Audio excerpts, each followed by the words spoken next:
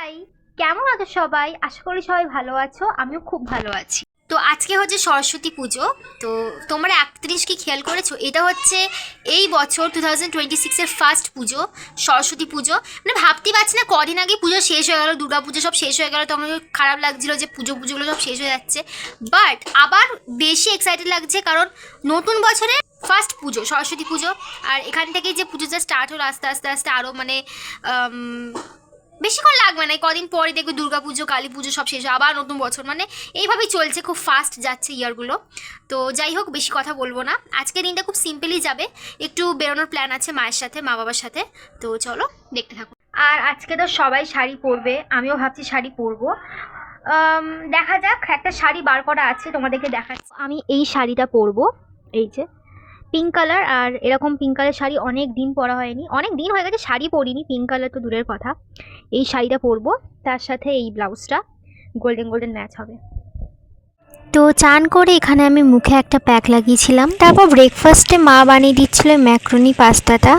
তো এই যে আমাদের সরস্বতী পুজো হয়ে গেছে, মাই পুজোটা পুরো দিয়েছে। আর এই যে সরস্বতী ঠাকুর দেখতে পাচ্ছ, এত সুন্দর যে কি বলবো। এইটা আমি আমার জন্মদিনে গিফট পেয়েছিলাম, আমাকে একটা দিদাই সরস্বতী ঠাকুরটা গিফটে দিয়েছিল। আর আমার খুব ভাল লাগে এই সরস্বতী ঠাকুরটা। আর এই যে আমাদের সিংহাসন, ছোট্ট কিন্তু খুব মিষ্টি। লাঞ্চে খেলাম খিচুড়ি। পুজোর দিনে প্রায় অনেকের বাড়িতেই খিচুড়ি এগুলো হয়, তো খুব ভাল তো লাগছিল। Guys, I am all ready and this is my look.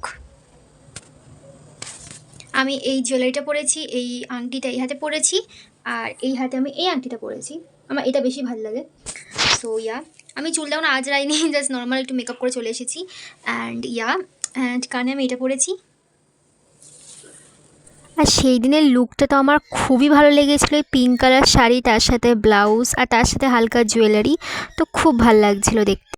দেন আমি মা বাবা একটু বাইরে গিয়েছিলাম ঘুরতে, লং ড্রাইভে। তো নাইট ভিউটা তো খুব ভাল লাগছিলো। দেন এখানে চপের দোকানে আমি এই স্যান্ডউইচ চপটা নিয়েছিলাম, আর মা আর বাবা কিনেছিল পেঁয়াজি।